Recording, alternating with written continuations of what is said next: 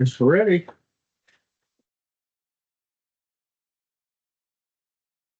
You're good. Oh, here, green flag. So we'll call the Board of County Commissioners back into session. We have Commissioners Barron, Stanley, and Decker present. So the purpose of this hearing is to consider the requested amendments to the subdivision approval of Lot 5 of the Mill Commercial Subdivision. So we will begin with the staff report. So what we're looking at is an amendment to conditions 19 through 21, 23, 24, as well as the approval statement for the Mill Commercial Subdivision. That subdivision did have a lot of conditions, so I'll just kind of try to go through it briefly, and then you guys can ask me questions afterwards. So with the Mill Commercial Subdivision, as in the name, it was all for commercial. And with that, at the time, the agents and applicant were unsure of what uses they wanted. With the Lake County subdivision regulations, it does say that you should designate a use for commercial prior to platting the subdivision. So at that time, they did go through a variance procedure, and one of the approvals of that variance was that they were allowed kind of a handful of uses. It said anything else had to go through an amendment approval prior to different uses on the property or subsequent subdivision. So that's kind of what we're doing here. The current owner of Lot 5 and their agent are proposing an amendment to allow for some movement forward that was different than those small handful of uses. So number 19, the conditions currently, that condition is included in the approved list of uses, and the Department of Planning Department will be required to go through subdivision amendments. So we're proposing to amend that one. So that one would be struck. Number 20 currently reads required to demonstrate compliance with the subdivision approval letter and the commercial standards contained within section XP of the Lake County subdivision regulations as determined appropriate by the Lake County Planning Department, with the exception of standards granted in variance approval letter dated July 11th, 2018. So the agent has requested that we just remove that subdivision approval letter because that would amend as they're requesting. Number 21, they're requesting that we strike that one completely. What it currently reads is each proposed subdivision lot shall not exceed 100 trips per day as determined by the planning department. Prior to lot exceeding 100 trips per day, additional review and approval is required. The Lake County and traffic study may be required. Total trips per day will account for trips associated with all lots within the exterior boundaries of the subdivision. The cost of and responsibility for traffic study falls in the individual lot owners required to obtain a study. So with that one, the actual regulations say 300 trips per day prior to a traffic study. So reading through the past approval, it looks like it was reduced down to 100 just due to not knowing what those future uses might be. So that condition has been requested to be struck. Number 23 currently reads lots within the subdivision are approved as commercial industrial lots with only residential approval being to allow for maximum of one caretaker unit on each lot as an accessory use to the commercial and or industrial use, being to allow for a maximum of one caretaker unit on each lot as an accessory use. So the applicant is requesting that have additional language that residential and business or residential lots will require subsequent review to ensure full compliance with the overall growth policy, Lake County subdivision regulations, and MDEQ.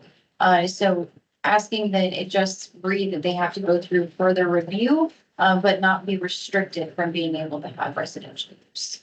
And then number 24 currently reads prior to any residential development beyond one caretaker for each lot as an accessory use to be commercial industrial. Proposed subdivision is required to be tested in respect to its historical industrial uses as suitability for the property for residential purposes. The subdivider accepts all responsibility and costs necessary in obtaining the examination. Further, the subdivider, future lot owners, and their assigners and heirs hold Lake County harmless as to whether the proposed subdivision land and or building contained therein are suitable for use of any kind. So the applicant is requesting that be stricken. And then the approval statement currently reads the creation of 5-lot first subdivision lots 1 through 5 are to be used for commercial and industrial purposes only. All commercial purposes shall be in compliance with this approval and sections XP of the subdivision regulations unless otherwise allowed by the variance. Lots within the subdivision are approved as commercial industrial use with only residential approved for the maximum of one caretaker unit on each lot as accessory use for commercial industrial. The agent has proposed that we add, it will be at the discretion of the planning director to determine if proposed use should be subject to further review. So those are the agent's requests. Planning department has made a couple of minor suggestions. Number 24, there is a current environmental assessment that the agent and the applicant do have, but we don't have that. So planning department has suggested that that be submitted for review. And then from there, it's at the discretion as to whether or not any further testing needs to be required after that's reviewed. Outside of that, section SP, the subdivision regulations, those are the commercial standards. And so the planning department is suggesting that we do remove some of these conditions or amend them as requested. That any further additional uses do have to go back through review. But they go back through review as section SP is required. Not that they have this additional review prior to the uses, that at the time of a subsequent subdivision or at the time of a building notification, they just have to be in compliance with section XP. Not that they have to go all the way back through subsequent review of subdivision.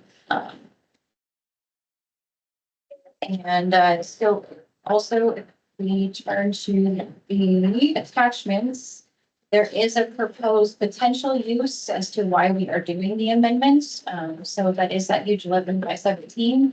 But you can see that proposed future use might include some duplex lots and some storage lots.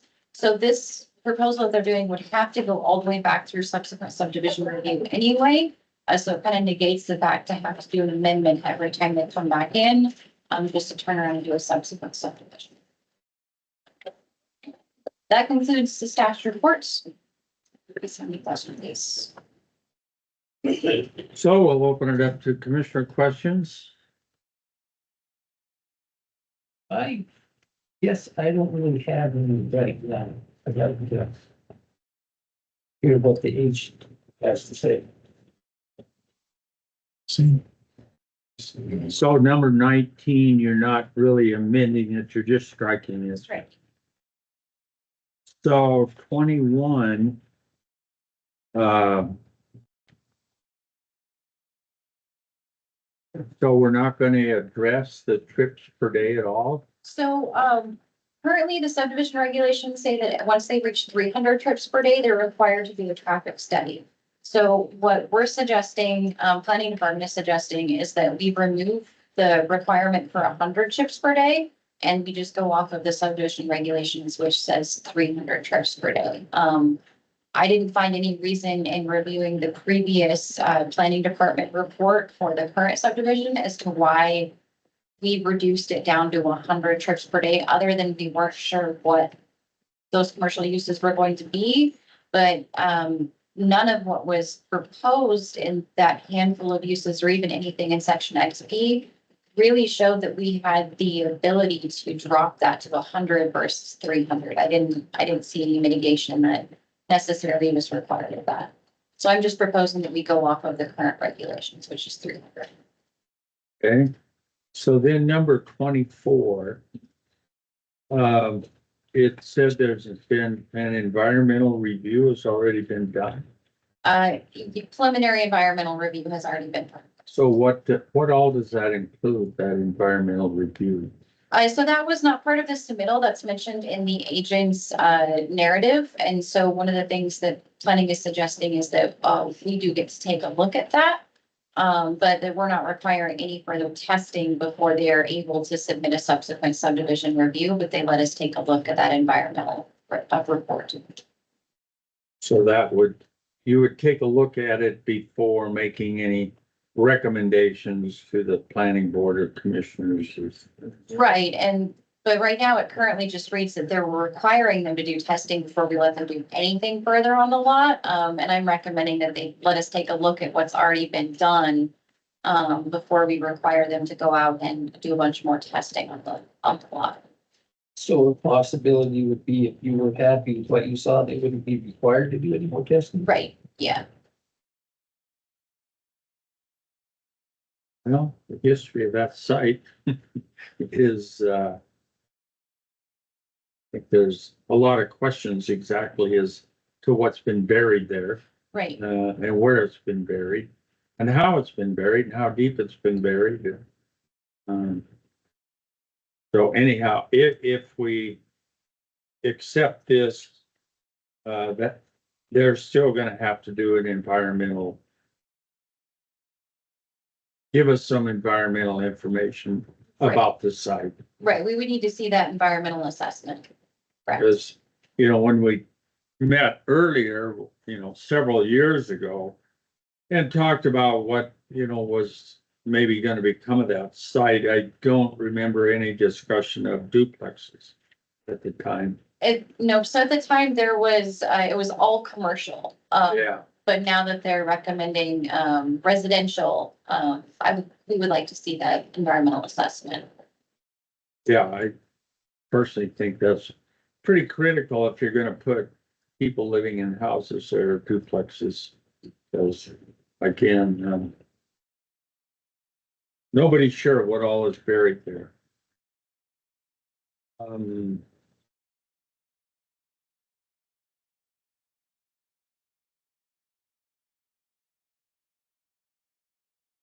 So the trips per day, you know, when we took the action of reducing it from 300 to 100, that may not have been something that we could do. I think the commissioners can do what they feel is necessary for mitigation, but I didn't find anything in the findings that explained why that mitigation action was taken. It doesn't mean that you didn't have the right to do it. I think you can. I just didn't see where that explanation was actually put down on paper. Well, I think if I recall correctly, what the discussion was, that since they're all commercial lots, you know, they wouldn't be subjected to the 300 trips a day. Because as commercial lots, we wouldn't expect as much traffic as we would from, say, duplexes or whatever. But I don't have a problem with this, striking down. Any other questions from the commissioners? I'd just like to hear what they have to say about the additions that Tiffany had to put on. So we'll open it up for public comments and, Mr. Carson, you're the representative, I believe. I am the representative, the owner developer, Barry, is with me today. So, The floor is yours. thank you very much. Long cleaning. I think it was your feet. Hey. Yeah, I'll get right on that. So a little bit about the site. Yeah. I have seen that environmental phase one. I don't own it. That's why it's not ready today. It's owned by one of the other lot owners, previous developers, and I have read it. He was reluctant to make it become part of public record. Would really tell me why, except he says, you know, when you get something in record, it's there forever. Well, I went through it pretty carefully, and the only really condemning things that I saw was actually two photographs. One of them was a photograph of the cement shop floor, and there was a skin of oil over it. You know how shops can get oily when you're working on stuff. And then there was another photograph that showed right in front of the fueling barrel. And there was some diesel contamination in the gravel there. And then I thought about it an awful lot and realized that for a very long time, every year, that mill yard got scraped depth 2 or 3 feet. And it got hauled up and it got put in the state gravel pit right off Mud Lake Trail. So if there was surface contaminations, it's probably gone by now. Another thing to think about is when I was working on the Nordberg project, which is less than a mile away, It's all the same soils. If you look at the soils maps, there's no big surprises there. I learned that after I did a 3-point well analysis, that the groundwater flow direction is south 67 degrees west. So it's canting it off towards the fields. It's missing town, is what it's doing. And then how fast is it traveling through? Well, that pumped out of 2 gravel pits on the old Hall place for many, many years. And they run 2,000 gallon per minute out of 2,000 gallon per minute pumping rate out of one pit, 1,500 out of the other. This is surface groundwater. This has not got a stream feeding into it or anything. So that indicates to me that there's been an awful lot of movement of groundwater to the southwest. So looking at that, it got me to thinking that, even if there was an issue, I'm not going to say there isn't, but there wasn't anything in the report back then, then it's probably long gone by now because of the groundwater direction flow and the rate of the flow. Then I got to thinking about the history of it again, and where we want to put these residences, those buildings where Eric wants to do the development, has always been log yard. As far back as I can possibly remember, that has been the log yard area. It's not been any, contaminants unless it happened to get wash off of the logs coming in to fill. The whole site was set up, so you remember when they put sprinklers on it to keep the logs from drying out? Well, that water naturally grades south on the surface. They've got this big pit down there that they had pump that charged the line through a certain recyclable water and just keep washing the logs. So it seems like a pretty safe place, actually. I've heard some horror stories, but I hauled logs in there in the 90s, and I didn't really see anything that was super scary. In the report, they interviewed the immediate neighbors, and the immediate neighbors said that they had never seen anything out of what can happen.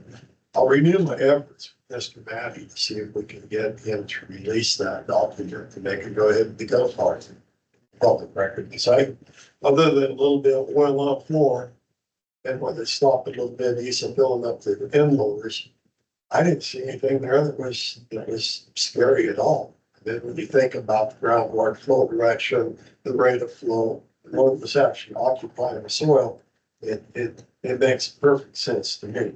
But we'll see if we can't get it to convince them to get this, On the traffic analysis, that mill ran for many years, 60 to 80 men per shift, 3 shifts a day.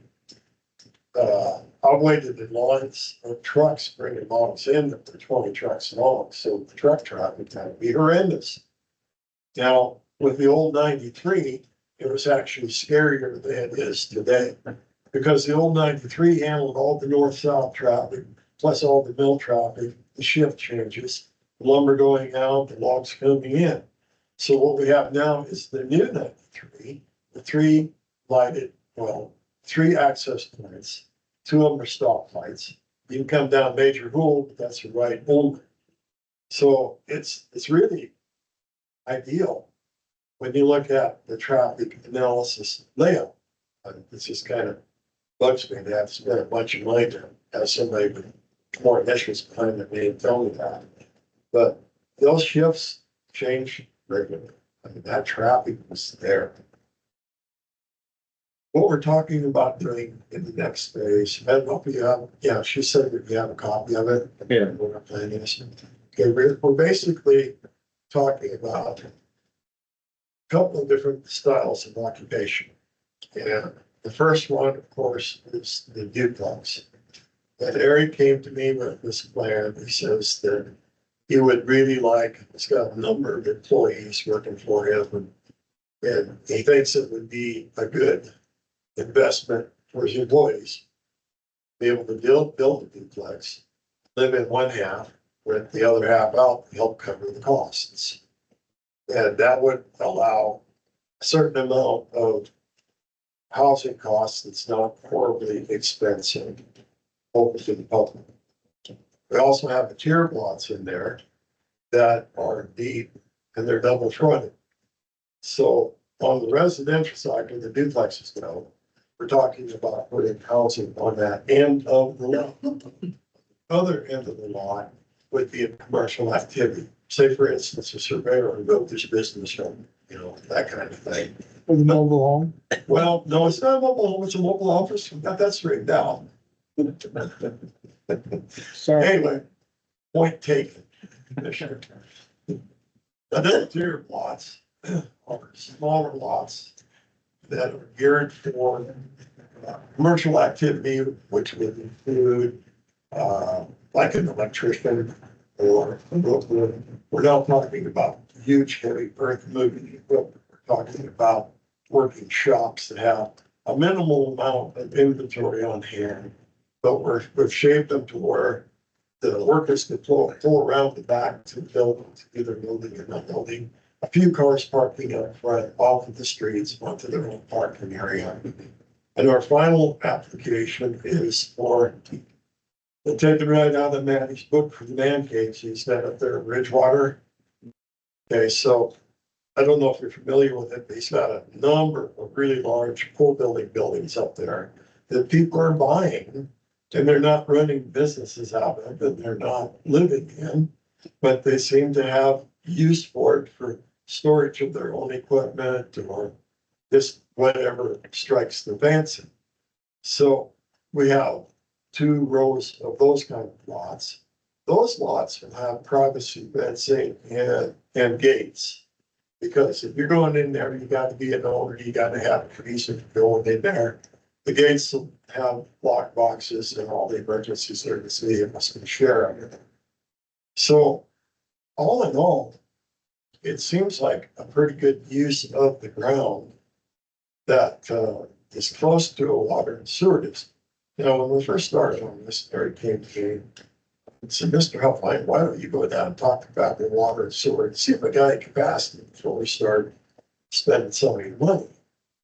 And he reported back and he said he had a good conversation and yeah. So here last week, so Mr. Helpline again says, do you happen to think getting a letter to Will serve? So that's really where the rubber hits the road. He went down there, his second trip, he reported back wasn't quite as successful as the initial trip by the band. So we've been doing some looking at that.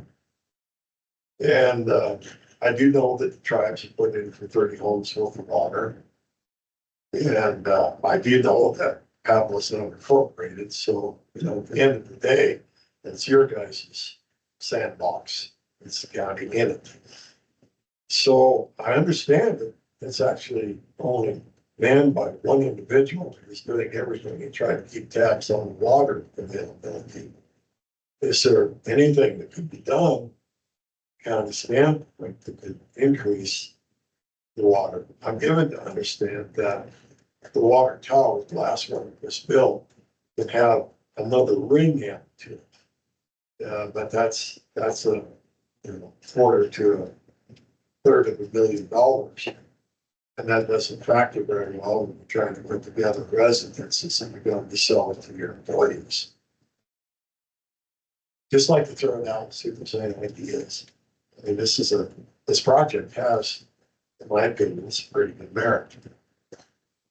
Well, we gave the sewer district $500,000 of ARPA money. To install I don't know what you call it, debris catcher or something.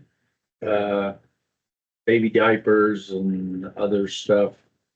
My understanding was before they got this equipment, they were out there with a pitchfork and trying to fish some of this stuff out of the lagoon. So this was, I don't know what the official name of it was, but anyhow, it was a $500,000 project. I don't think they're completely finished with it yet.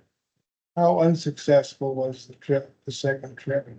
Almost a 180. At first, they were talking about thinking it would be great to be able to expand and whatever. And then when I went back, he was talking about the last study that they did was 2010, like capacity study and wanted to know if, and he thought to do another one, it'd be like 50 grand. And I said, well, if I did the capacity study, do I get the capacity? And that's when the tribe thing came up and everything. And then he had talked about impact fees, right, to be able to hook in, and maybe if you could find a bunch of people that direction that were also interested. This was the first conversation, right? To defer those costs, he knew that it would, you know, the impact fee would be like another ring on the deal and, you know, So things like that. And then, yeah, this whole time he just said the district wasn't interested in all expanded. but they're interested in 30 tribal homes. Well, and that's what he said. He said the tribe had approached them about 60 and then it was 30 and now they're trying to negotiate 15 on the piece they're talking off with Montana or something. Sounded like it was on the back kind of by the water tank. And And are they gonna pay impact fees? what's that? Are they going to pay impact fees? Do I you have know? no idea how any of that's working, right? But that's the, you know, and he talked with the tribe about also maybe funding that study and then, and yeah, so it just kind of went a whole different direction. So Your installation would pay taxes, correct? what's that? Your proposal would pay taxes? Yeah. On all this? Sure. How many duplexes are there altogether? I think we have There's 20 shown on the, 20 duplexes, so that's $40. You know, Well, you know, the college is always looking for housing. They're begging for housing. so when I first went to the water and sewer district, so part of my initial plan is workforce housing, right? About the old MME building in Ronan also that I was gonna try and turn into workforce housing. And the problem I have is a lot of the guys that work for me are felons, right? So they can't even come up with places to live because as soon as they go to rent something, they run their background and they're just like, whoa, whoa, whoa, right? Well, how do we ever, you know, give them a hand up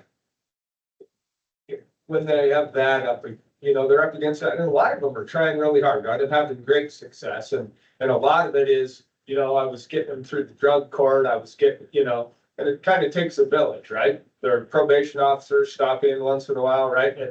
It seems like it's working fairly well, but my problem is, you know, figuring out a place to house them, so that, at first I wanted to do like a dormitory style living there, right, to help them get on their feet, because a lot of them, right, when you're couch surfing, pretty soon you're just, you end up back in Browning or whatever, where there is no work, but it's better than couch surfing here. And so that's kind of what got me prodded. And then I found that building in Ronan that we're slowly kind of working on, but of course, everything's lots of hoops to jump through everywhere you turn, right? So then what I wanted to do was hopefully graduate them into like, so it's not like Habitat for Humanity, but like you literally put in your hours and we do your hours and then a fourplex, so you could learn how to property manage and take care of this stuff. And, you know, this all kind of be yours, a new covenant, so that, you know, pride in ownership and work all the way through. And then in the end, right, they'd have this nut from doing their community work and they could end up with a duplex.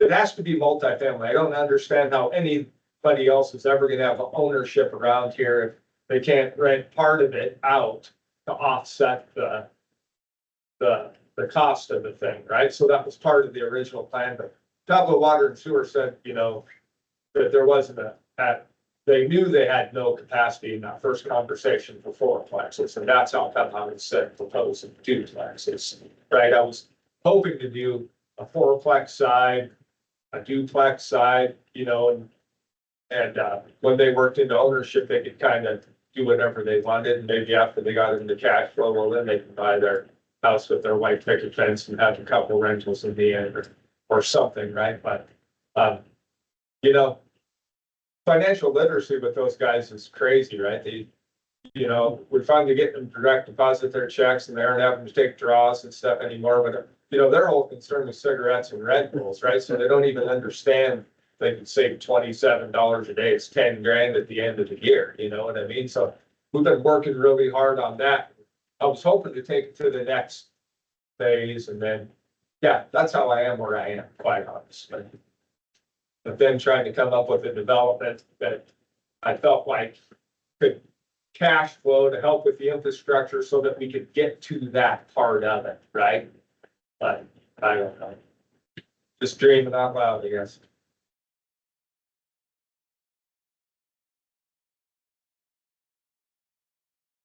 Well, I guess from my perspective, I never did agree with the 100 trips a day thing. I thought that was too low and they should have stayed with the 300. But that's a different time, so. But you want it completely. Well, you can leave it in place, but I'll be writing variances. Because once you put together the amount of traffic that mill generated just to self-sustain, that's gonna exceed anything we're going to do. But the standard is 300 right now, correct, Tiffany? The regulations were 300. And, yeah, you look back to what you said, you know, you have 80 guys a day, 3 trips a piece. I mean, you have 240 a day actually. And then 2 trips a piece, and that's not counting any of the ones that are around, you're like, could be over 600 trips a day. And the trips on the trucks are more significant than the trips in Nissan. So they take more road, they're slow to start, slower to stop.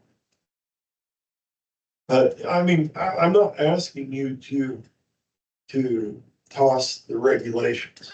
The regulations say 305. I probably will attempt to variance it. But that could be I'm no down, fear of writing variances. but that could be down the road. Yes, yeah. 100 is a little bit ridiculous.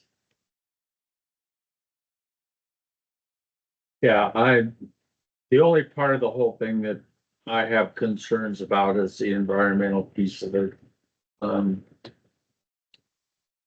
like you, I've heard horror stories of what's buried out there. I don't know how you actually find out if there were electrical motors, engines from a log loader.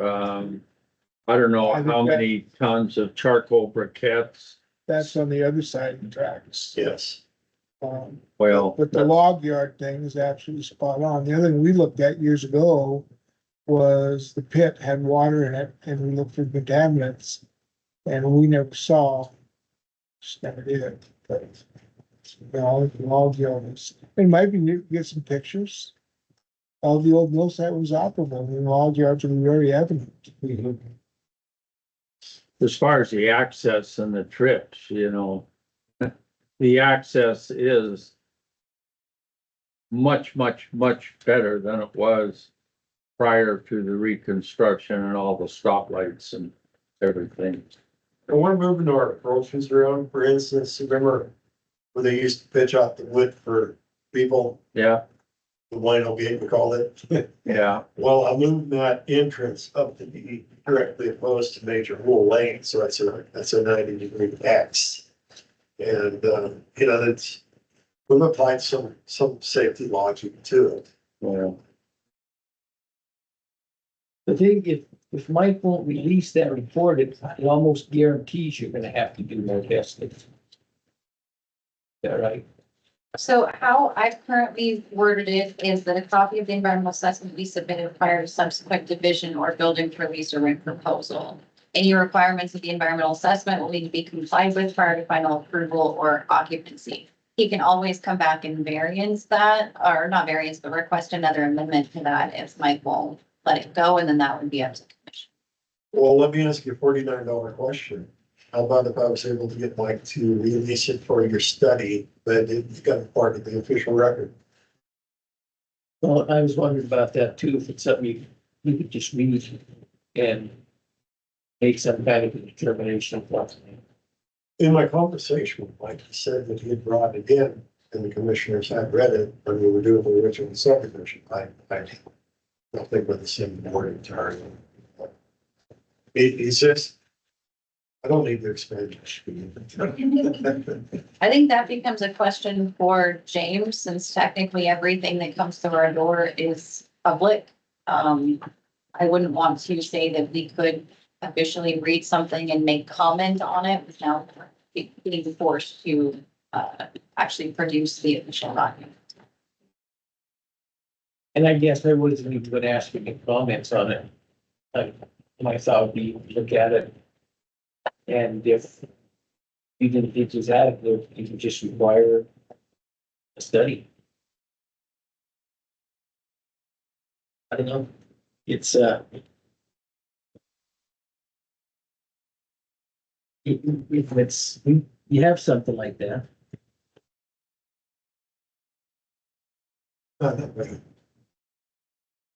Yeah, I'll be plenty of time, right? So I have seen the study.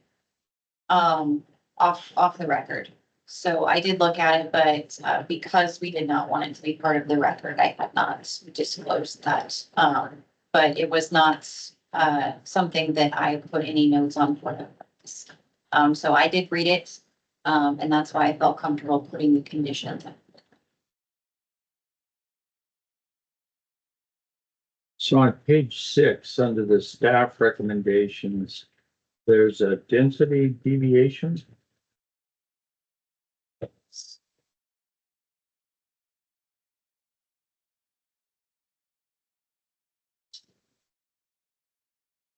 Considering staff's analysis to the amendment to the subdivision approval and the I submitted. see where you're at. So sorry that the density deviation should be deleted. What page is Okay.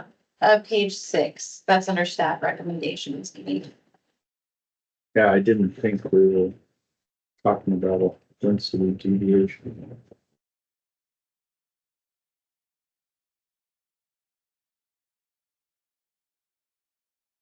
So do we have any more questions or comments? I guess I have one comment, Eric, your comment about the felon piece. I think that's worth, I looked at Tim's Craig. He was backed by a success story, and we've never had a chance Right. if that wasn't offered. And I think when you look at our society and the problems we have today, there's so many roadblocks built in the way of success. Right. Well, should chance, give them a chance. Right, thanks. So these are perpetual conditions, Tiffany, is that what they fall under? So these are under, let me pull up the, I'm just looking on the, yes, so these are all under perpetual conditions. so we probably should approve or not approve them one by one. You can, or you could read them out, as I have them listed, however you wanna. So any suggestions how you want to do it?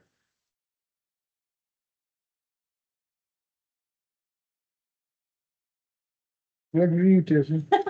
I wasn't sure if you, so if you wanna, I have renumbered them, so if you want to read them out as, 19 stricken or individually, however works the best for probably Kate for record purposes. I think it might be easier to understand if we go through and we're striking 19, we're making this change to 20, we're striking 21. Yeah, I think I would prefer to do them one by one.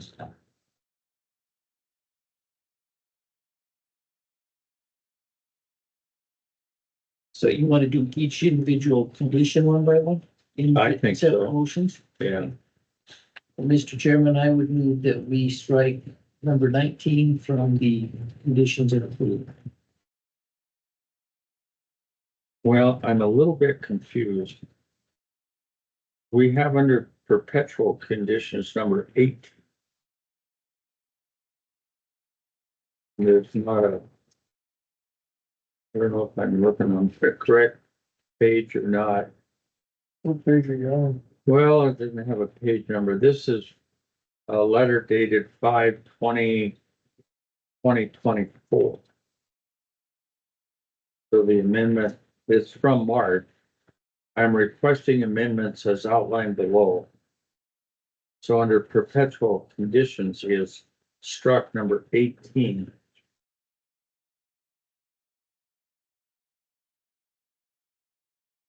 And maybe I'm, Where you- This is a letter that came from, it's got the vicinity map on the back. So we're on page 7, Tiffany, is that? Where we started? It's in your attachments to together to your staff report. Yep, so page 7, and then the conditions are in the attachments, of the original approval, so it'd be page 3. Yeah, I think I This got my document. pages all mixed up. This has got, yeah, the June 5th letter. So we need to take a look beginning on page 3. So the staff report is page 7 for the proposed modified conditions of approval, and if you want to compare them to the current conditions, it's on that document number, it's 569923 in your attachments, and the perpetual conditions start on page 3 of that document.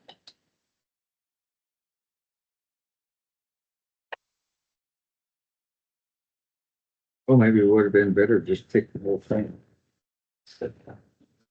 But yeah, so page 7 of the staff report has the planning staff's proposal. So 7 and 8. So strike 19. Renumber the new number 19. That's the page on page 7. And then on page 8, renumbering, the old 21 becomes the new 20. Old 23 becomes 22. And the old 23 becomes 24. So what happened to 23? So we skipped one. There was one that didn't need modifications in there, so my original proposal talks about it's only 19 through 21, 23, and 24 that we're modifying. So original number 22 didn't get touched. Should be a bit number, shouldn't it? Yeah, I guess Kate, you're right. So it should be renumbered. So I guess maybe we don't have to go through them one by one, because we're only striking the one and renumbering the others. Oh, they would be, the language is modified. So the number 7 just shows So like, yeah, the new language. But are you changing anything other than what the staff is recommending? I don't think so. You should just be able to read the staff's recommendations instead of going through. The approval statement on page 8. And and the approval statement on page 8.